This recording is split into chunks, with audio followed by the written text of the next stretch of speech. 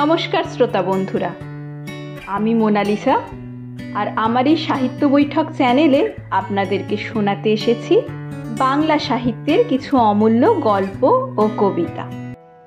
আজ আমি মোনালিসা চলে এসেছি একটি ভিন্ন স্বাদের ছোট গল্প নিয়ে। শ্রী নারায়ণ গঙ্গোপাধ্যায়ের লেখা ছোট গল্প টোপ। সকালে একটা পার্সেল এসে পৌঁছেছে। খুলে দেখি একজোড়া জুতো। না, শত্রুপক্ষের কাজ নয়। একজোড়া পুরনো ছেঁড়া জুতো পাঠিয়ে আমার সঙ্গে রসিকতা করার চেষ্টাও করেনি কেউ। চমৎকার ঝকঝকে বাঘের চামড়ার নতুন চটি, দেখলে চোখ জুড়িয়ে যায়। পায়ে দিতে লজ্জা বোধ হয় দস্তুর মতো। ইচ্ছে করে বিছানায় শুইয়ে রাখি, কিন্তু জুতোর জোড়া পাঠালো কে? কোথাও অর্ডার দিয়েছিলাম বলেও তো মনে পড়ছে না। আর বন্ধুদের সবকটাকেই তো চিনি। বিনামূল্যে এমন একজোড়া জুতো পাঠাবার মতো দরাজ মেজাজ এবং ট্যাঁক কারো আছে বলেও জানি না। তাহলে ব্যাপারটা কি? খুব আশ্চর্য হব কিনা ভাবছি, এমন সময় একখানা সবুজ রঙের কার্ড চোখে পড়ল। উইথ বেস্ট কমপ্লিমেন্টস অফ রাজা বাহাদুর এন.আর. চৌধুরী, রামগঙ্গা এস্টেট। আর তখনই মনে পড়ল 8 মাস আগেকার এক আরণ্যক ইতিহাস, একটি বিচিত্র শিকার কাহিনী। রাজা বাহাদুরের সঙ্গে আমার আলাপের ইতিহাসটা একটু ঘোলাটে, সূত্রগুলো এলোমেলো। যতদূর মনে হয় আমার এক সহপাঠী তার এস্টেটে চাকরি করত। তারই যোগাযোগে রাজা বাহাদুরের এক জন্মবাসরে আমি একটা কাব্য সম্বর্ধনা জ্ঞাপন করেছিলাম। ঈশ্বর গুপ্তের অনুপ্রাস চুরি করে যে প্রশস্তি রচনা করেছিলাম, তার দুটো একটা লাইন এই রকম: ত্রিভুবন প্রভাকর ওহে প্রভাকর, গুণবান মহিয়ান হে রাজেন্দ্রবর, ভূতলে অতুল কীর্তি রামচন্দ্র সম, অরাতি দমন ওহে তুমি নিরুপম। কাব্যচর্চার ফলাফল হলো একেবারে নগদ। পড়েছি আকবরের সভাসদ আব্দুর রহিম খানখানাম হিন্দি কবি গঙ্গের 4 লাইন কবিতা শুনে 4 লক্ষ টাকা পুরস্কার দিয়েছিলেন। দেখলাম সে নবাবী মেজাজের ঐতিহ্যটা গুণবান মহিয়ান অরাতি দমন মহারাজ এখনো বজায় রেখেছেন। আমার মতো দিনাতি দিনের ওপরেও রাজদৃষ্টি পড়ল। তিনি আমাকে ডেকে পাঠালেন, প্রায় চা খাওয়াতে লাগলেন। তারপর সামান্য একটা উপলক্ষ করে দামি একটা সোনার হাত ঘড়ি উপহার দিয়ে বসলেন। সেই থেকে রাজা বাহাদুর সম্পর্কে অত্যন্ত কৃতজ্ঞ হয়ে আছি আমি। নিছক কবিতা মেলাবার জন্য যে বিশেষণগুলো ব্যবহার করেছিলাম, এখন সেগুলোকেই মন প্রাণ দিয়ে বিশ্বাস করতে শুরু করেছি। রাজা বাহাদুরকে আমি শ্রদ্ধা করি, আর গুণগ্রাহী লোককে শ্রদ্ধা করাই তো স্বাভাবিক। বন্ধুরা বলে মোসাহেব, কিন্তু আমি জানি ওটা নিছক গায়ের জ্বালা। আমার সৌভাগ্যে ওদের ঈর্ষা, তা আমি পরোয়া করি না। নৌকো বাঁধতে হলে বড় গাছ দেখে বাঁধাই ভালো, অন্তত ছোটখাটো ঝড়ঝাপটার আঘাতে সম্পূর্ণ নিরাপদ। তাই মাস 8 আগে রাজা বাহাদুর যখন শিকারে তার সহযাত্রী হওয়ার জন্য আমাকে নিমন্ত্রণ জানালেন, তখন তা আমি ঠেলতে পারলাম না। কলকাতার সমস্ত কাজকর্ম ফেলে ঊর্ধ্বশ্বাসে বেরিয়ে পড়া গেল। তাছাড়া গোরা সৈন্যদের মাঝে মাঝে রাইফেল উঁচিয়ে শকুন মারতে দেখা ছাড়া শিকার সম্বন্ধে কোনো ধারণাই নেই আমার। সেদিক থেকেও মনের ভেতরে গভীর এবং নিবিড় একটা প্রলোভন ছিল। জঙ্গলের ভেতর ছোট একটা রেল লাইনের আরো ছোট একটা স্টেশনে গাড়ি থামল। নামবার সঙ্গে সঙ্গে সোনালি তকমাটা ঝকঝকে পোশাক পরা আটদালি এসে সেলাম দিল আমাকে। বললে, হুজুর চলুন। স্টেশনের বাইরে মেটে রাস্তায় দেখি মস্ত একখানা গাড়ি, যার পুরো নাম রোলস রয়েস, সংক্ষেপে যাকে বলে রোজ। তা রোজই বটে। মাটিতে চলল না রাজহাঁসের মতো হাওয়ায় ভেসে গেল, সেটা ঠিক ঠাওর করতে পারলাম না। চামড়ার খটখটে গদি নয়, লাল মখমলের কুশন। হেলান দিতে সংকোচ বোধ হয়, পাছে সস্তা নারকেল তেলের দাগ ধরে যায়, আর বসবার সঙ্গে সঙ্গেই মনে হয় সমস্ত পৃথিবীটা চাকার নিচে মাটির ডেলার মতো গুঁড়িয়ে যাক, আমি এখানে সুখে এবং নিশ্চিন্তে ঘুমিয়ে পড়তে পারি। হাঁসের মতো ভেসে চলল রোজ। মেটে রাস্তায় চলেছে, অথচ এতটুকু ঝাঁকুনি নেই। ইচ্ছে হলো একবার ঘাড় বার করে দেখি গাড়িটা ঠিক মাটি দিয়েই চলেছে তো, নাকি দুহাত ওপর দিয়ে উড়ে চলেছে ওর চাকাগুলো। পথের দুপাশে তখন নতুন একটা জগতের ছবি। সবুজ শালবনের আড়ালে আড়ালে চা বাগানের বিস্তার, চকচকে উজ্জ্বলে পাতার শান্ত শ্যামল সমুদ্র, দূরে আকাশের গায়ে কালো পাহাড়ের রেখা। ক্রমশ চা বাগান শেষ হয়ে এলো। পথের দুপাশে ঘন হয়ে দেখা দিতে লাগলো অবিচ্ছিন্ন শালবন। একজন আর্দালি জানালো, হুজুর, ফরেস্ট এসে পড়েছে। ফরেস্টই বটে। পথের ওপর সূর্যের আলো সরে গেছে, এখন শুধু শান্ত আর বিষণ্ণ ছায়া। রাত্রির শিশির এখনো ভিজিয়ে রেখেছে পথটাকে। রোজের নিঃশব্দ চাকার নিচে মড়মড় করে সাড়া তুলছে শুকনো শালের পাতা। বাতাসে গুঁড়ো গুঁড়ো বৃষ্টির মতো শালের ফুল ছলে পড়ছে পথের দুপাশে, উড়ে আসছে গায়ে। কোথা থেকে চকিতের জন্য ময়ূরের তীক্ষ্ণ চিৎকার ভেসে এলো। দুপাশে নিবিড় শালের বন, কোথাও কোথাও ভেতর দিয়ে খানিকটা খানিকটা দৃষ্টি চলে, কখনো কখনো বুনো ঝোপে আচ্ছন্ন। মাঝে মাঝে এক এক টুকরো কাঠের গায়ে লেখা 1935, 1940। মানুষ বনকে শুধু উচ্ছন্ন করতে চায় না, তাকে বাড়াতেও চায়। এইসব প্লটে বিভিন্ন সময় নতুন করে শাল গাছের চারা রোপণ করা হয়েছে, এ তারই নির্দেশ। বনের রূপ দেখতে দেখতে চলেছি। মাঝে মাঝে ভয়ও যে করছিল না এমন নয়। এই ঘন জঙ্গলের মধ্যে হঠাৎ যদি গাড়ির ইঞ্জিন খারাপ হয়ে যায় আর তাক বুঝে লাফ মারে একটা বুনো জানোয়ার, তাহলে পকেটের ফাউন্টেন পেনটা ছাড়া আত্মরক্ষার আর কোনো অস্ত্রই সঙ্গে নেই। শেষটায় আর থাকতে না পেরে জিজ্ঞাসা করে বসলাম, হ্যাঁ রে, এখানে বাঘ আছে? ওরা অনুকম্পার হাসি হাসলো, হ্যাঁ হুজুর। ভালুক? রাজারাজেরা সহবত, কাজেই যতটুকু জিজ্ঞাসা করবো ঠিক ততটুকুই উত্তর। ওরা বলল, হ্যাঁ হুজুর। অজগর সাপ? জি মালিক। প্রশ্ন করবার উৎসাহ ওই পর্যন্তই এসে থেমে গেল আমার।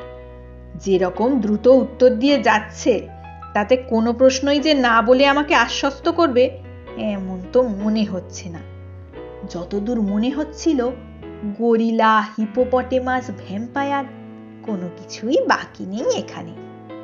জুলু কিংবা ফিলিপিনোরও এখানে বিষাক্ত বুমেরাং বাগি আছে কিনা, এবং মানুষ পেলে তারা বেগুন পোড়া করে খেতে ভালোবাসে কিনা, এ জাতীয় একটা কুটিল জিজ্ঞাসাও আমার মনে জেগে উঠেছে ততক্ষণে। কিন্তু নিজেকে সামলে নিলাম। খানিকটা আসতেই গাড়িটা ঘস ঘস করে ব্রেক কষলো। আমি প্রায় আর্তনাদ করে উঠলাম, কিরে, বাঘ নাকি? আর্দালিরা মুচকি হাসল, না হুজুর, এসে পড়েছি। ভালো করে তাকিয়ে দেখি, সত্যিই তো এসে পড়েছি, সন্দেহ নেই। পথের বাঁদিকে ঘন শালবনের ভেতরে একটুখানি ফাঁকা জমি, সেখানে কাঠের তৈরি বাংলো প্যাটার্নের একখানি দোতলা বাড়ি। এই নিবিড় জঙ্গলের ভেতরে যেমন আকস্মিক, তেমনি অপ্রত্যাশিত। গাড়ির শব্দে বাড়ির ভেতর থেকে 2-3 জন চাপরাশি বেরিয়ে এলো ব্যতিব্যস্ত হয়ে। এতক্ষণ লক্ষ্য করিনি, এবার দেখলাম বাড়ির সামনে চওড়া একটা গড়খাই কাটা। লোকগুলো ধরাধরি করে মস্ত বড় এক ফালি কাঠ খাতটার ওপর সাঁকোর মতো বিছিয়ে দিল। তারই ওপর দিয়ে গাড়ি গিয়ে দাঁড়ালো রাজা বাহাদুর এনার চৌধুরীর হান্টিং বাংলোর সামনে। আরে আরে, কি সৌভাগ্য! রাজা বাহাদুর যে স্বয়ং এসে বারান্দায় দাঁড়িয়েছেন আমার অপেক্ষায়। একগাল হেসে বললেন, আসুন আসুন, আপনার জন্য আমি এখনো চা পর্যন্ত খাইনি। শ্রদ্ধায় আর বিনয়ে আমার মাথা নিচু হয়ে গেল, মুখে কথা জোগালো না। শুধু বেকুবের মতো কৃতার্থের হাসি হাসলাম একগাল। রাজা বাহাদুর বললেন, এত কষ্ট করে আপনি যে আসবেন সে আমি ভাবতেই পারিনি। বড় আনন্দ হলো, ভারী আনন্দ হলো। চলুন চলুন, ওপরে চলুন। এত গুণ না থাকলে কি আর রাজা হওয়া যায়? একেই বলে রাজোচিত বিনয়। রাজা বাহাদুর বললেন, আগে স্নান করে রিফ্রেশড হয়ে আসুন। টি ইজ গেটিং রেডি। বয়ে সাহাব কো গোসালখানা মে লে যাও। 40 বছরের দাড়িওয়ালা বয় নিঃসন্দেহে বাঙালি, তবু হিন্দি করে হুকুমটা দিলেন রাজা বাহাদুর, কারণ ওটা রাজকীয় দস্তুর। বয় আমাকে গোসলখানায় নিয়ে গেল। আশ্চর্য, এই জঙ্গলের ভেতরেও এত নিখুঁত আয়োজন। এমন একটা বাথরুমে জীবনে আমি স্নান করিনি। ব্রাকেটে 3-4 খানা সদ্য পাট ভাঙা নতুন তোয়ালে, 3টে দামি সোপকেসে 3 রকমের নতুন সাবান, র্যাকে র্যাকে দামি তেল, লাইম জুস, অতিকায় বাথটব, ওপরে ঝাঁঝরি, নিচে টিউবওয়েল থেকে পাম্প করে এনে এখানে ধারা স্নানের ব্যবস্থা। একেবারে রাজকীয় কারবার। কে বলবে এটা কলকাতার গ্র্যান্ড হোটেল নয়? ব্রাকেটে ধোপ দুরস্ত ফরাসডাঙ্গার ধুতি, সিল্কের লুঙ্গি, আদির পাজামা। দামের দিক থেকে পাজামাটাই সস্তা মনে হলো, তাই পরে নিলাম। বয় বাইরেই দাঁড়িয়েছিল, নিয়ে গেল ড্রেসিং রুমে। ঘর জোড়া আয়না। পৃথিবীর যা কিছু প্রসাধনের জিনিস কিছু আর বাকি নেই এখানে। ড্রেসিং রুম থেকে বেরোতে সোজা ডাক পড়ল রাজা বাহাদুরের লাউঞ্জে। রাজা বাহাদুর একখানা চেয়ারে চিত হয়ে শুয়ে ম্যানিলা চুরুট খাচ্ছিলেন। বললেন, আসুন, চা তৈরি। চায়ের বর্ণনা না করাই ভালো। চা, কফি, কোকো, ওভালটিন, রুটি, মাখন, পনির, চর্বিতে জমজমাট ঠান্ডা মাংস, কলা থেকে আরম্ভ করে পিচ পর্যন্ত প্রায় 10 রকমের ফল। সেই গন্ধমাদন থেকে যা পারি গোগ্রাসে গিলে চললাম আমি। রাজা বাহাদুর কখনো এক টুকরো রুটি খেলেন, কখনো একটা ফল, অর্থাৎ কিছুই খেলেন না, শুধু পরপর 3 কাপ চা ছাড়া। তারপর আর একটা চুরুট ধরিয়ে বললেন, একবার জানলা দিয়ে চেয়ে দেখুন। দেখলাম। প্রকৃতির এমন অপূর্ব রূপ জীবনে আর দেখিনি। ঠিক জানলার নিচেই মাটিটা খাড়া 300-400 ফুট নেমে গেছে। বাড়িটা যেন ঝুলে আছে সেই রাক্ষসী শূন্যতার উপর। তলায় দেখা যায় জঙ্গল, তার মাঝ দিয়ে পাহাড়ি নদীর একটা সংকীর্ণ নীলোজ্জ্বল রেখা। যতদূর দেখা যায় বিস্তীর্ণ অরণ্য চলেছে প্রসারিত হয়ে, তার সীমান্তে নীল পাহাড়ের প্রহরা। আমার মুখ দিয়ে বেরুলো, চমৎকার। রাজা বাহাদুর বললেন, রাইট, আপনারা কবি মানুষ, আপনাদের তো ভালো লাগবেই। আমারই মাঝে মাঝে কবিতা লিখতে ইচ্ছা করে মশাই। কিন্তু নিচের ওই যে জঙ্গলটি দেখতে পাচ্ছেন, ওটি বড় সুবিধার জায়গা নয়। টেরাইয়ের ওয়ান অফ দ্য ফিয়ারেস্ট ফরেস্টস, একেবারে প্রাগৈতিহাসিক হিংস্রতার রাজত্ব। আমি সভয়ে জঙ্গলটার দিকে তাকালাম। ওয়ান অফ দি ফিয়ারেস্ট, কিন্তু ভয় পাওয়ার মতো কিছু তো দেখতে পাচ্ছি না। 400 ফুট নিচে ওই অতিকায় জঙ্গলটাকে একটা নিরবিচ্ছিন্ন বেঁটে গাছের ঝোপ বলে মনে হচ্ছে। নদীর রেখাটাকে দেখাচ্ছে উজ্জ্বল একখানা পাতের মতো। আশ্চর্য সবুজ, আশ্চর্য সুন্দর। অফুরন্ত রোদে ঝলমল করছে অপুরন্ত প্রকৃতি। পাহাড়টা যেন গাঢ় নীল রং দিয়ে আঁকা। মনে হয় ওপর থেকে ঝাঁপ দিয়ে পড়লে ওই স্তব্ধ গম্ভীর অরণ্য যেন আদর করে বুকে টেনে নেবে রাশি রাশি পাতার একটা নরম বিছানার ওপরে। অথচ আমি বললাম, ওখানে শিকার করবেন নাকি? খেপেছেন? নামবো কি করে? দেখছেন তো পেছনে 400 ফুট খাড়া পাহাড়। আজ পর্যন্ত ওখানে কোনো শিকারীর বন্দুক গিয়ে পৌঁছায়নি। তবে হ্যাঁ, ঠিক শিকার করি না বটে, আমি মাঝে মাঝে মাছ ধরি ওখান থেকে। মাছ ধরেন? আমি হাঁ করলাম। মাছ ধরেন কিরকম? ওই নদী থেকে নাকি? সেটা ক্রমশ প্রকাশ্য, দরকার হলে পরে দেখতে পাবেন। রাজাবাহাদুর রহস্যময় ভাবে মুখ টিপে হাসলেন। আপাতত শিকারের আয়োজন করা যাক। কিছু না জুটলে মাছের চেষ্টাটাই করা যাবে। তবে ভালো টোপ ছাড়া আমার আবার পছন্দ হয় না, তাতে বিস্তর হাঙ্গামা। কিছু বুঝতে পারছি না। রাজাবাহাদুর জবাব দিলেন না, শুধু হাসলেন। তারপর ম্যানিলা চুরুটের খানিকটা সুগন্ধি ধোঁয়া ছড়িয়ে বললেন, আপনি রাইফেল ছুঁড়তে জানেন? বুঝলাম কথাটাকে চাপা দিতে চাইছেন। সঙ্গে সঙ্গে জিহ্বাকে দমন করে ফেললাম আমি। এরপরে আর কিছু জিজ্ঞাসা করাটা সঙ্গত হবে না, শোভনও নয়, সেটা কোর্ট ম্যানারের বিরোধী। রাজাবাহাদুর আবার বললেন, রাইফেল ছুঁড়তে পারেন? বললাম, ছেলেবেলায় একটা এয়ারগান ছুঁড়েছি। রাজাবাহাদুর হেসে উঠলেন, তা বটে, আপনারা কবি মানুষ, অস্ত্রশস্ত্রের ব্যাপার আপনাদের মানায় না। আমি অবশ্য 12 বছর বয়সেই রাইফেল হাতে তুলে নিয়েছিলাম। আপনি চেষ্টা করে দেখুন না, এমন কিছু শক্ত ব্যাপার নয়। উঠে দাঁড়ালেন রাজাবাহাদুর, ঘরের একদিকে গেলেন এগিয়ে। তাকে অনুসরণ করে আমি দেখলাম এ শুধু লাউঞ্জ নয়, রীতিমতো একটা ন্যাচারাল মিউজিয়াম এবং অস্ত্রাগার। খাওয়ার টেবিলেই নিমগ্ন ছিলাম বলে এতক্ষণ দেখতে পাইনি, নইলে এর আগেই চোখে পড়া উচিত ছিল। চারিদিকে সারি সারি নানা আকারের আগ্নেয়াস্ত্র, গোটা চারেক রাইফেল, ছোট বড় নানা রকম চেহারা। একটা হুকের সঙ্গে খাপে আটা একজোড়া রিভলভার ঝুলছে, আর তার পাশেই দুলছে খোলা একখানা লম্বা সেফিল্ডের তরোয়াল। সূর্যের আলোর মতো তার ফলার নিষ্কলঙ্ক রং। মোটা চামড়ার বেল্টে ঝকঝকে পেতলের কার্তুজ, রাইফেলের, রিভলভারের।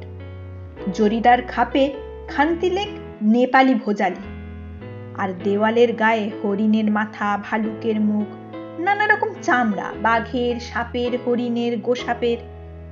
একটা টেবিলে অতিকায় হাতির মাথা, দুটো বড় বড় দাঁত এগিয়ে আছে সামনের দিকে।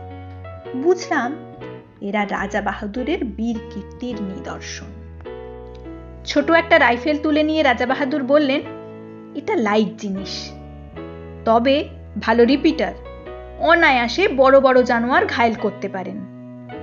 আমার কাছে অবশ্য সবই সমান, লাইট রিপিটার যা, হাউইটজার কামানো তাই।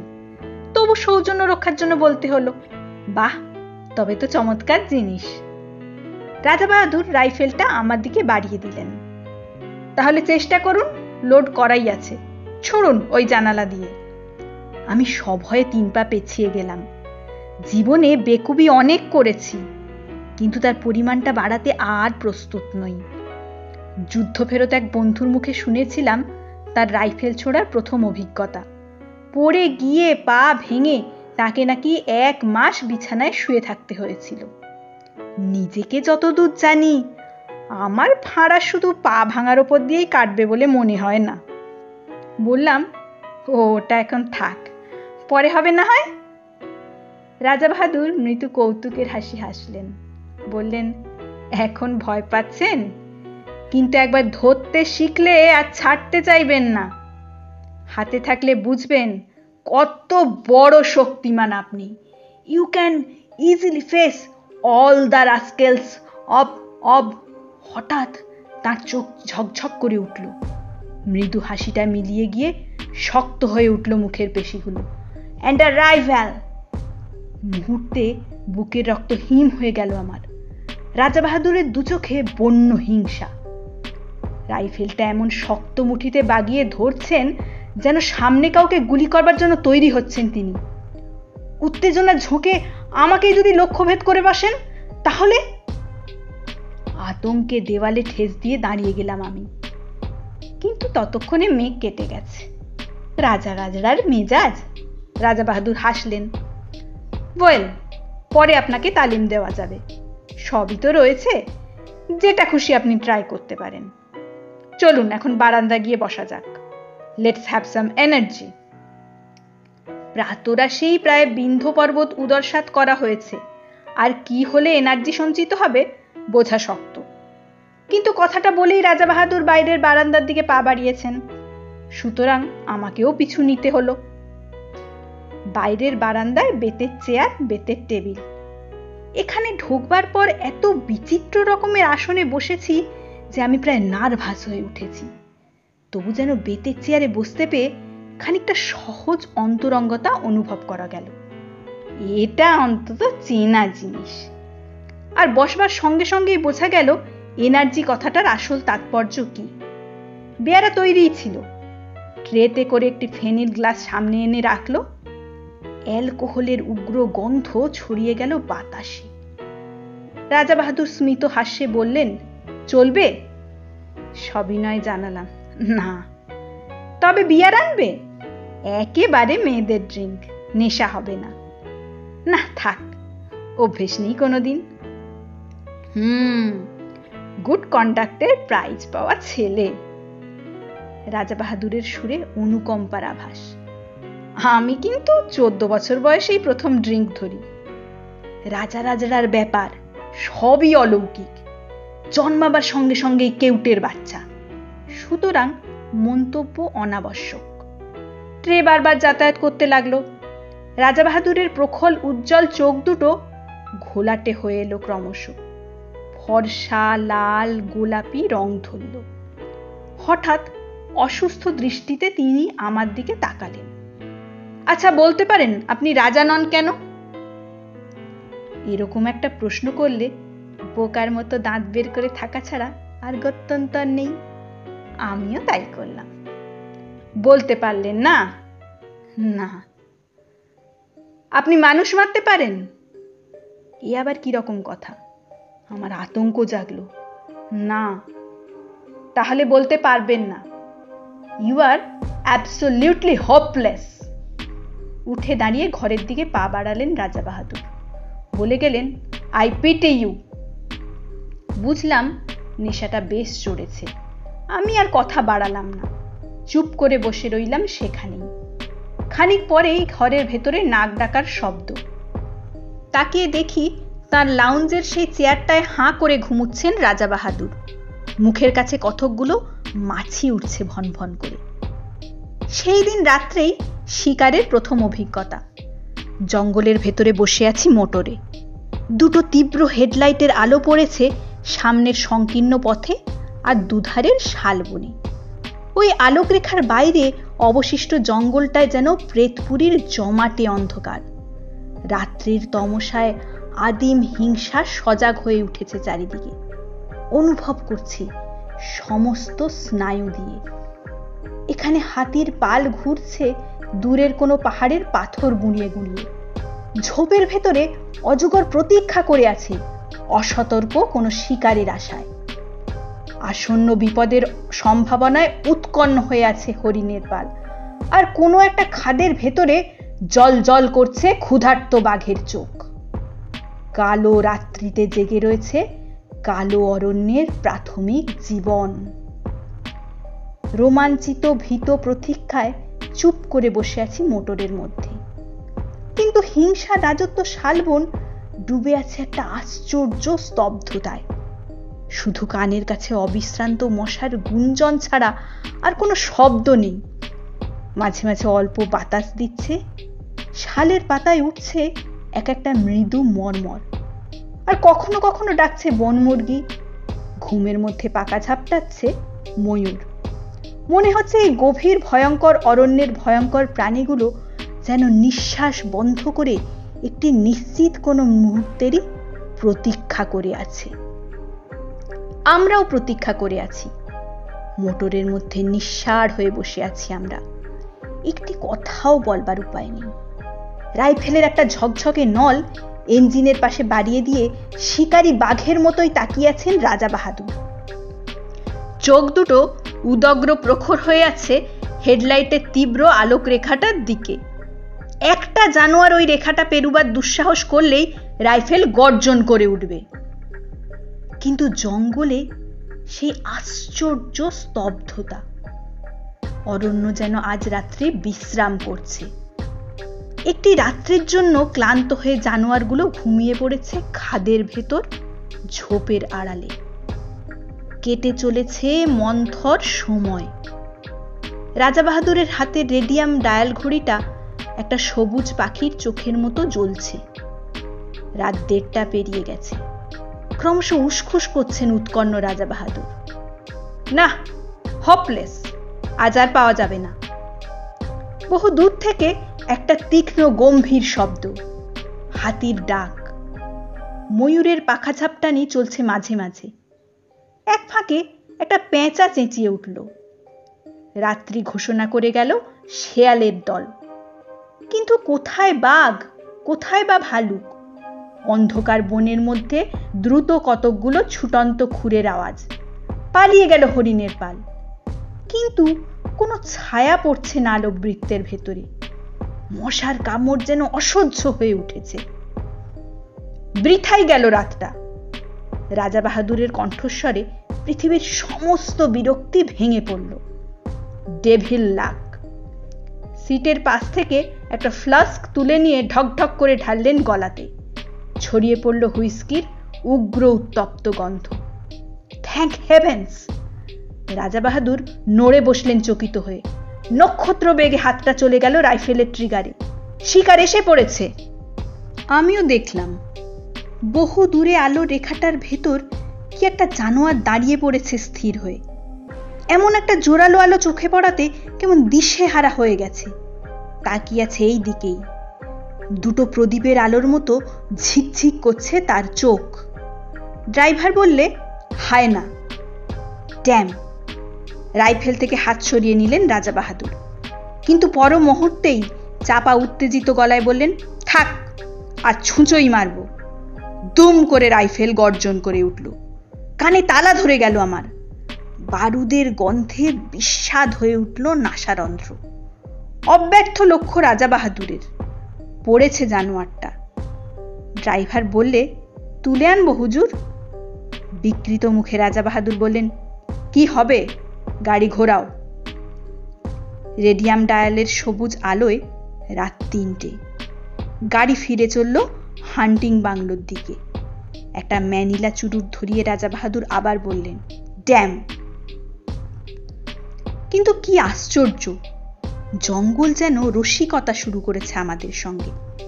দিনের বেলা অনেক চেষ্টা করেও দুটো একটা বন মুরগি ছাড়া আর কিচ্ছু পাওয়া গেল না। এমনকি একটা হরিণ পর্যন্ত নয়। নাইট শুটিংয়েও সেই একই অবস্থা। পর পর 3 রাত্রি জঙ্গলের নানা জায়গায় গাড়ি থামিয়ে চেষ্টা করা হলো। কিন্তু নগদ লাভ যা হলো তা অমানুষিক মশার কামড়। জঙ্গলের হিংস্র জন্তুর সাক্ষাৎ মিলল না বটে, কিন্তু মশাগুলো চিনতে পারা গেল। এমন সাংঘাতিক মশা যে পৃথিবীর কোথাও থাকতে পারে এতদিনে আমার ধারণা ছিল না। তবে মশার কামড়ের ক্ষতিপূরণ চলতে লাগলো গন্ধমাদন উজাড় করে। সত্যি বলতে কি, শিকার করতে না পারলেও মনের দিক থেকে বিন্দু মাত্র ক্ষোভ ছিল না আমার। জঙ্গলের ভেতরে এমন রাজস্ব যজ্ঞের আয়োজন কল্পনারও বাইরে। জীবনে এমন দামি খাবার কোনোদিন মুখে তুলিনি। এমন চমৎকার বাথরুমে স্নান করিনি কখনো। এত পুরু জাজিমের বিছানায় শুয়ে অস্বস্তিতে প্রথম দিন তো ঘুমোতেই পারিনি আমি। নিবিড় জঙ্গলের নেপথ্যে গ্র্যান্ড হোটেলের স্বাচ্ছন্দ্যে দিন কাটাচ্ছি।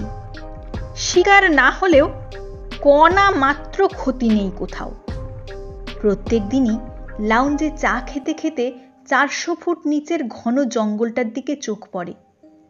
সকালের আলোয় উদ্ভাসিত শ্যামলতা দিগন্ত পর্যন্ত বিস্তীর্ণ হয়ে আছে অপরূপ প্রসন্নতায়। One of the fairest forests! বিশ্বাস হয় না। তাকিয়ে তাকিয়ে দেখি বাতাসে আকার অবয়বহীন পত্রাবরণ সবুজ সমুদ্রের মতো দুলছে। চক্র দিচ্ছে পাখির দল। এখান থেকে মৌমাছির মতো দেখায় পাখিগুলোকে। জানলার ঠিক নিচেই ইস্পাতের ফলার মতো পাহাড়ি নদীটার নীলিমোজ্জ্বল রেখা। দুটো একটা নুড়ি ঝকমক করে মণিখণ্ডের মতো। বেশ লাগে। তারপরেই চমক ভাঙে আমার। তাকিয়ে দেখি ঠোঁটের কোণে ম্যানিলা চুরুট পড়ছে। অস্থির চঞ্চল পায়ে রাজা বাহাদুর ঘরের ভেতরে পায়চারি করছেন। চোখে মুখে একটা চাপা আক্রোশ, ঠোঁট দুটোর মধ্যে নিষ্ঠুর কঠিনতা। কখনো ভোজালি তুলে নিয়ে নিজের হাতের উপর ফলাটা রেখে পরীক্ষা করেন সেটার ধার, আবার কখনো জানলার সামনে খানিকক্ষণ স্থির দৃষ্টিতে তাকিয়ে থাকেন নিজের জঙ্গলটার দিকে। আজ 3 দিন থেকে উল্লেখযোগ্য একটা কিছু স্বীকার করতে পারেননি। ক্ষোভে তার দাঁতগুলো কড়মড় করতে থাকে। তারপরেই বেরিয়ে যান এনার্জি সংগ্রহের চেষ্টায়। বাইরের বারান্দায় গিয়ে হাঁক দেন, পেগ। কিন্তু পরের পয়সায় রাজভোগ খেয়ে এবং রাজোচিত বিলাস করে বেশি দিন কাটানো আর আমার পক্ষে সম্ভব নয়। রাজা বাহাদুরের অনুগ্রহ একটা দামি জিনিস বটে, কিন্তু কলকাতায় আমার ঘর সংসার আছে, একটা দায়িত্ব আছে তার। সুতরাং 4র্থ দিন সকালে কথাটা আমাকে পাড়তে হলো। বললাম, এবার আমাকে বিদায় দিন তাহলে। রাজা বাহাদুর সবে 4র্থ পেগে চুমুক দিয়েছেন তখন। তেমনি অসুস্থ আর রক্তাভ চোখে আমার দিকে তাকালেন। বললেন, আপনি যেতে চান? হ্যাঁ, কাজকর্ম রয়েছে, কিন্তু আমার শিকার আপনাকে দেখাতে পারলাম না। সে না হয় আর একবার হবে। চাপা ঠোঁটের ভেতরেই একটা গম্ভীর আওয়াজ করলেন রাজা বাহাদুর। আপনি ভাবছেন আমার ওই রাইফেলগুলো, দেওয়ালে ওই সব শিকারের নমুনা, ওগুলো সব ফার্স? আমি সন্ত্রস্ত হয়ে বললাম, না না, তা কেন ভাবতে যাব? শিকার তো খানিকটা অদৃষ্টের ব্যাপার। অদৃষ্টকেও বদলানো চলে। রাজা বাহাদুর উঠে পড়লেন। আমার সঙ্গে আসুন। দুজনে বেরিয়ে এলাম। রাজা বাহাদুর আমাকে নিয়ে এলেন হান্টিং বাংলোর পেছন দিকটাতে। ঠিক সেখানে, যার 400 ফুট নিচে টেরাইয়ের অন্যতম হিংস্র অরণ্য বিস্তীর্ণ হয়ে আছে। এখানে আসতে আর একটা নতুন জিনিস চোখে পড়ল। দেখি কাঠের একটা রেলিং দেওয়া সাঁকোর মতো জিনিস সেই সীমাহীন শূন্যতার উপরে প্রায় 15-16 হাত প্রসারিত হয়ে আছে। তার পাশে 2টো বড় বড় কাঠের চাকা, তাদের সঙ্গে হুক লাগানো 2 জোড়া মোটা কাছি জড়ানো। ব্যাপারটা কি ঠিক বুঝতে পারলাম না। আসুন। রাজা বাহাদুর সেই ঝুলন্ত সাঁকোটার ওপর গিয়ে দাঁড়ালেন। আমিও গেলাম তার পেছনে পেছনে। একটা আশ্চর্য বন্দোবস্ত।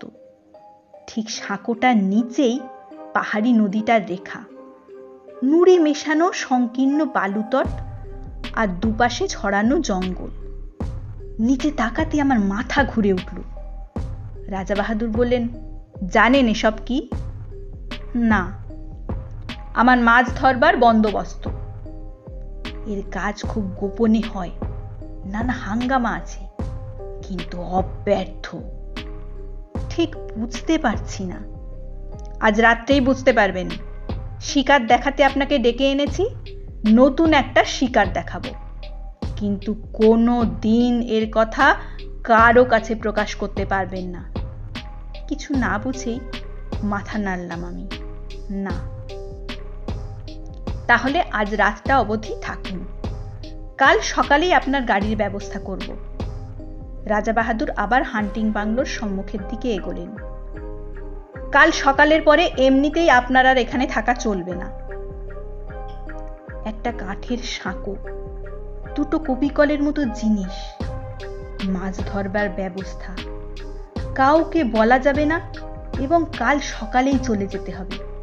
সবটা মিলিয়ে যেন রহস্যের খাস মহল একেবারে। আমার কেমন এলোমেলো লাগতে লাগলো সমস্ত, কিন্তু ভালো করে জিজ্ঞাসা করতে পারলাম না। রাজা বাহাদুরকে বেশি প্রশ্ন করতে কেমন অস্বস্তি লাগে আমার, অনধিকার চর্চা মনে হয়। বাংলোর সামনে 3-4টে ছোট ছোট নোংরা ছেলে মেয়ে খেলা করে বেড়াচ্ছে। হিন্দুস্থানি কিপারটার বেওয়ারিশ সম্পত্তি। কিপারটাকে সকালে রাজা বাহাদুর শহরে পাঠিয়েছেন, কিছু দরকারি জিনিসপত্র কিনে কাল সে ফিরবে। ভারী বিশ্বাসী আর অনুগত লোক। মাতৃহীন ছেলে মেয়েগুলো সারা দিন হুটোপুটি করে ডাক বাংলোর সামনে। রাজা বাহাদুর বেশ অনুগ্রহের চোখে দেখেন ওদেরকে। দোতলার জানলা থেকে পয়সা, রুটি কিংবা বিস্কুট ছুঁড়ে দেন। নিচে ওরা সেগুলো নিয়ে কুকুরের মতো লোফালুফি করে। রাজা বাহাদুর তাকিয়ে তাকিয়ে দেখেন সকৌতুকে। আজও ছেলে মেয়েগুলো হুল্লোড় করে তার চারপাশে এসে ঘিরে দাঁড়ালো। বলল, হুজুর সেলাম। রাজা বাহাদুর পকেটে হাত দিয়ে কতগুলো পয়সা ছড়িয়ে দিলেন ওদের ভিতরে। হরিণ লুটের মতো কাড়াকাড়ি পড়ে গেল। বেশ ছেলে মেয়েগুলি, 2 থেকে 8 বছর পর্যন্ত বয়স। আমার ভারী ভালো লাগে ওদের। আরণ্যক জগতের শাল শিশুদের মতো সতেজ আর জীবন্ত প্রকৃতির ভেতর থেকে প্রাণ আহরণ করে বড় হয়ে উঠছে। সন্ধ্যার ডিনার টেবিলে আমি বললাম, আজ রাত্রে মাছ ধরবার কথা আছে আপনার। চোখের কোণা দিয়ে আমার দিকে তাকালেন রাজা বাহাদুর। লক্ষ্য করেছি আজ সমস্ত দিন তিনি বড় বেশি মদ খাচ্ছেন আর ক্রমাগত চুরুট টেনে চলেছেন। ভালো করে আমার সঙ্গে কথা পর্যন্ত বলেননি। ভেতরে ভেতরে কিছু একটা ঘটে চলেছে তার। রাজা বাহাদুর সংক্ষেপে জবাব দিলেন,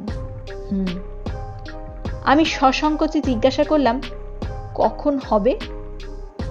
এক মুখ ম্যানিলা চুরুটের ধোঁয়া ছড়িয়ে দিয়ে জবাব দিলেন, সময় হলে ডেকে পাঠাবো, এখন আপনি গিয়ে শুয়ে পড়ুন, স্বচ্ছন্দে কয়েক ঘন্টা ঘুমিয়ে নিতে পারেন। শেষ কথাটা পরিষ্কার আদেশের মতো শোনালো। বুঝলাম আমি বেশিক্ষণ আজ তার সঙ্গে কথা বলি এ তিনি চান না। তাড়াতাড়ি শুয়ে পড়তে বলাটা অতিথিপরায়ণ গৃহস্থের অনুনয় নয়, রাজার নির্দেশ, এবং সে নির্দেশ পালন করতে বিলম্ব না হওয়াই ভালো। কিন্তু অতি নরম জাজিমের বিছানায় শুয়েও ঘুম আসছে না। মাথার ভেতরে আবর্তিত হচ্ছে অসংলগ্ন চিন্তা। মাছ ধরা, কাঠের সাঁকো, কপিকল, অত্যন্ত গোপনীয়, অতল রহস্য। তারপর এপাশ ওপাশ করতে করতে কখন যে চৈতন্য আচ্ছন্ন হয়ে এলো আমি তা নিজেই টের পাইনি। মুখের ওপর ঝাঁঝালো একটা টর্চের আলো পড়তে আমি ধড়মড় করে উঠে পড়লাম। রাত তখন কটা ঠিক জানি না। আরণ্যক পরিবেশে নির্জনতায় অভিভূত। বাইরে শুধু তীব্র কণ্ঠ ঝিঝির ডাক। আমার গায়ে বরফের মতো ঠান্ডা একটা হাত পড়েছে কার। সে হাতের স্পর্শে পা থেকে মাথা পর্যন্ত শিউরে গেল আমার। রাজা বাহাদুর বললেন, সময় হয়েছে, চলুন। আমি কি বলতে যাচ্ছিলাম, ঠোঁটে আঙুল দিলেন রাজা বাহাদুর। কোনো কথা নয়, আসুন। এই গভীর রাত্রে এমনই নিঃশব্দ আহ্বান, সবটা মিলিয়ে একটা রোমাঞ্চকর উপন্যাসের পটভূমি তৈরি হয়েছে যেন। কেমন একটা অস্বস্তি, একটা অনিশ্চিত ভয়ে গা ছমছম করতে লাগলো আমার। মন্ত্রমুগ্ধের মতো রাজা বাহাদুরের পেছনে পেছনে বেরিয়ে গেলাম। হান্টিং বাংলোটা অন্ধকার, একটা মৃত্যুর শীতলতা ঢেকে রেখেছে তাকে। এক টানা ঝিঝির ডাক, চারিদিকে অরণ্যে কান্নার শব্দের মতো পত্র মর্মর। গভীর রাত্রিতে জঙ্গলের মধ্যে মোটর থামিয়ে বসে থাকতে আমার ভয় করছিল, আজও ভয় করছে। কিন্তু এ ভয়ের চেহারা আলাদা, এর মধ্যে আর একটা কি যেন মিশে আছে, ঠিক বুঝতে পারছি না। অথচ পাও সরতে চাইছে না আমার। মুখের ওপরে একটা টর্চের আলো, রাজা বাহাদুরের হাতের স্পর্শটা বরফের মতো ঠান্ডা। ঠোঁটে আঙুল দিয়ে নীরবতার মধ্যে সেই দুর্বোধ্য কুটিল সংকেত। টর্চের আলোয় পথ দেখিয়ে রাজা বাহাদুর আমাকে সেই ঝুলন্ত সাঁকোটার কাছে নিয়ে এলেন। দেখি তার উপরে শিকারের আয়োজন, দুখানা চেয়ার পাতা, দুটো তৈরি রাইফেল। দুজন বেয়ারা একটা কপিকলের চাকা ঘুরিয়ে কি একটা জিনিস নামিয়ে দিচ্ছে নিচের দিকে। এক মুহূর্তের জন্য রাজা বাহাদুরের তার 9 সেলের হান্টিং টর্চটা নিচের দিকে ফ্ল্যাশ করলেন। প্রায় 250 ফুট নিচে সাদা পুঁটলির মতো কি একটা জিনিস কপিকলের দড়ির সঙ্গে নেমে যাচ্ছে দ্রুত বেগে। আমি বললাম, ওটা কি রাজা বাহাদুর? মাছের টোপ। কিন্তু এখনো কিছু বুঝতে পারছি না। একটু পরে বুঝবেন, এখন চুপ করুন। এবারে স্পষ্ট ধমক দিলেন আমাকে। মুখ দিয়ে ভক ভক করে হুইস্কির তীব্র গন্ধ বেরুচ্ছে। রাজা বাহাদুর প্রকৃতিস্থ নেই। আর কিছুই বুঝতে পারছি না আমি। মাথার ভেতরে সব যেন গন্ডগোল হয়ে গেছে। একটা দুর্বোধ্য নাটকের নির্বাক দ্রষ্টার মতো রাজা বাহাদুরের পাশের চেয়ারটাতে আসন নিলাম আমি। ওদিকে ঘন কালো বনান্তের ওপরে ভাঙা চাঁদ দেখা দিল। তার খানিকটা ম্লান আলো এসে পড়ল 400 ফুট নিচের নদীর জলে তার ছড়ানো মণিখণ্ডের মতো নুড়িগুলোর ওপরে। আবছাভাবে যেন দেখতে পাচ্ছি কপিকলের দড়ির সঙ্গে বাঁধা সাদা পুঁটুলিটা অল্প অল্প নড়ছে বালির ওপরে। এক হাতে রাজা বাহাদুর রাইফেলটা বাগিয়ে ধরে আছেন, আর এক হাতে মাঝে মাঝে আলো ফেলছেন নিচের পুঁটলিটায়। চকিত আলোয় যেটুকু মনে হচ্ছে পুঁটলিটা যেন জীবন্ত, অথচ কি জিনিস কিছু বুঝতে পারছি না। এ নাকি মাছের টোপ, কিন্তু এ কি মাছ, এ কিসের টোপ? আবার সেই স্তব্ধতার প্রতীক্ষা। মুহূর্ত কাটছে, মিনিট কাটছে, ঘন্টা কাটছে। রাজা বাহাদুরের টর্চের আলো বারে বারে পিছলে পড়ছে নিচের দিকে। দিগন্ত প্রসার হিংস্র অরণ্য ভাঙা ভাঙা জ্যোৎস্নায় দেখাচ্ছে তরঙ্গায়িত একটা সমুদ্রের মতো। নিচের নদীটা ঝকঝক করছে যেন একখানা খাপ খোলা তলোয়ার। অবাক বিস্ময়ে আমি বসে আছি। মিনিট কাটছে, ঘন্টা কাটছে, টোপ ফেলে মাছ ধরছেন রাজা বাহাদুর, অথচ সব ধোঁয়াটে লাগছে আমার। কান পেতে শুনছি ঝিঁঝির ডাক, দূরে হাতির গর্জন, শালপাতার মর্মর। এ প্রতীক্ষার তত্ত্ব আমার কাছে দুর্বোধ্য। শুধু হুইস্কি আর ম্যানিলা চুরুটের গন্ধ নাকে এসে লাগছে আমার। মিনিট কাটছে, ঘন্টা কাটছে, রেডিয়াম ডায়াল ঘড়ির কাঁটা চলছে ঘুরে। ক্রমশ যেন সম্মোহিত হয়ে গেলাম, ক্রমশ যেন ঘুম এলো আমার। তারপরেই হঠাৎ কানের কাছে বিকট শব্দে রাইফেল সাড়া দিয়ে উঠল। 400 ফুট নিচ থেকে ওপরের দিকে উৎক্ষিপ্ত হয়ে এলো প্রচন্ড বাঘের গর্জন। চেয়ারটা শুদ্ধ কেঁপে উঠলাম আমি। টর্চের আলোটা সোজা পড়ছে নুড়ি ছড়ানো বালির ডাঙাটার উপরে। পরিষ্কার দেখতে পেলাম ডোরা কাটা অতিকায় একটা বিশাল জানোয়ার সাদা পুঁটলির ওপরে একখানা থাবা চাপিয়ে দিয়ে পড়ে আছে। সাপের মতো লেজ আঁচড়াচ্ছে অন্তিম আক্ষেপে। ওপর থেকে ইন্দ্রের বজ্রের মতো অব্যর্থ গুলি গিয়ে লেগেছে তার মাথায়। এত ওপর থেকে দুর্নিবার মৃত্যু নামবে আশঙ্কা করতে পারেনি। রাজা বাহাদুর সোৎসাহে বললেন, ফতে। এতক্ষণে মাছ ধরবার ব্যাপারটা বুঝতে পেরেছি। সোল্লাসে বললাম, মাছ তো ধরলেন, ডাঙায় তুলবেন কেমন করে? ওই কপিকল দিয়ে, এই জন্যই তো ওগুলোর ব্যবস্থা। ব্যাপারটা যেমন বিচিত্র তেমনই উপভোগ্য। আমি রাজা বাহাদুরকে অভিনন্দিত করতে যাব, এমন সময় পরিষ্কার শুনতে পেলাম শিশুর গোঙানি, ক্ষীণ অথচ নির্ভুল। ও কিসের শব্দ? 400 ফুট নিচ থেকে ওই শব্দটা আসছে। হ্যাঁ, কোনো ভুল নেই, মুখের বাঁধন খুলে গেছে, কিন্তু বড় দেরিতে। আমার বুকের রক্ত হিম হয়ে গেল, আমার চুল খাড়া হয়ে উঠল। আমি পাগলের মতো চিৎকার করে উঠলাম, রাজা বাহাদুর, কিসের টোপ আপনার? কি দিয়ে আপনি মাছ ধরলেন? চুপ! একটা কালো রাইফেলের নল আমার বুকে ঠেকালেন রাজা বাহাদুর। তারপরেই আমার চারিদিকে পৃথিবীটা পাক খেতে খেতে হাওয়ায় গড়া একটা বুদবুদের মতো শূন্যে মিলিয়ে গেল।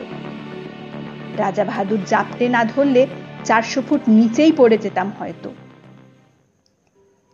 কিপারের একটা বেওয়ারিশ ছেলে যদি জঙ্গলে হারে গিয়ে থাকে তা অস্বাভাবিক নয়, তাতে কারও কোনো ক্ষতি নেই। কিন্তু প্রকাণ্ড রয়্যাল বেঙ্গল মেরেছিলেন রাজা বাহাদুর, লোককে ডেকে দেখানোর মতো। তার 8 মাস পরে এই চমৎকার চটিজোড়া উপহার এসেছে। 8 মাস আগেকার সে রাত্রি এখন স্বপ্ন হয়ে যাওয়াই ভালো। কিন্তু এই চটিজোড়া অতি মনোরম বাস্তব। পায়ে দিয়ে একবার হেঁটে দেখলাম, যেমন নরম তেমনি আরাম। আজকের নিবেদন এই পর্যন্তই। কেমন লাগলো কমেন্টের মাধ্যমে অবশ্যই জানাবেন কিন্তু। পরের দিন আবার আসব নতুন একটি কবিতা অথবা গল্প নিয়ে। সাহিত্য বৈঠক চ্যানেলের গল্প ও কবিতা পাঠ যদি আপনাদের ভালো লেগে থাকে, লাইক, শেয়ার ও সাবস্ক্রাইব করতে ভুলবেন না যেন।